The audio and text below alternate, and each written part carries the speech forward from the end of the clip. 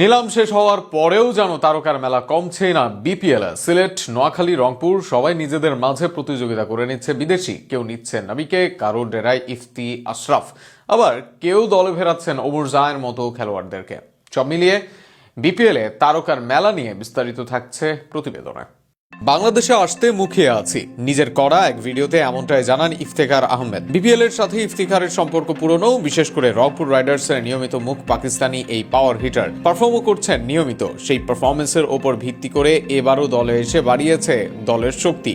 তবে শুধু ইফতি নয়, রংপুর দলেই যেন তারকার মেলা। বিদেশিদের মাঝে কাকে খেলাবে তারা, এটাই যেন মধুর প্রশ্ন।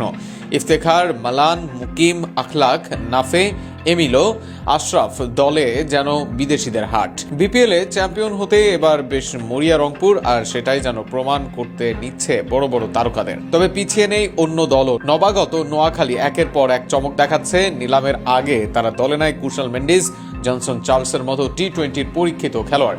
এরপর নিলাম থেকে হায়দার আলী, ইহসানুল্লাহর মতো খেলোয়াড়কে দলে নেয় তারা। নিলামের পর তারা দলে নেয় লঙ্কান আভিস্কা ফার্নান্ডোকে। এবার তারা দলে নিল আফগানিস্তানের তারকা অলরাউন্ডার মোহাম্মদ নবীকে। এর মাধ্যমে নিজেদের স্পিন অভাবটাও অনেকটা পূরণ করলো নোয়াখালী। এর সাথে জিমি নিশামের মতো অলরাউন্ডারের সাথেও তাদের আলোচনা চলমান। পেস বোলিং অলরাউন্ডারের চমক সিলেট টাইটান্সের। ফ্রাঞ্চাইজি পেয়ে সরাসরি চুক্তিতে আমির, স্যাম আয়ুবের মতো খেলোয়াড় নিয়েছে তারা। এরপর নিলাম থেকেও তারা নেয় ম্যাথিউস, অ্যারন জোন্সদের। তবে এতেই থেমে নেই সিলেট। এবার আফগানিস্তানের অলরাউন্ডার ওমর জাইকে দলভুক্ত করলো তারা। আইপিএল এ নিয়মিত মুখ ওমর জাই, এর সাথে বোলিং ও ব্যাটিং দুই দিকেই পারদর্শী তারা। সব মিলিয়ে বিপিএল এ তারাও যেন কম নয়। এর আগেও সালমান ইরশাদকে নিয়ে বোলিং দক্ষতা বাড়িয়ে নেয় তারা। রাজশাহী, ঢাকাও বিপিএল এর শক্তিশালী দল করছে। রাজশাহীতে অনেক তারকা বিদেশি আছে, নওয়াজ সাহিবজাদাদের মতো।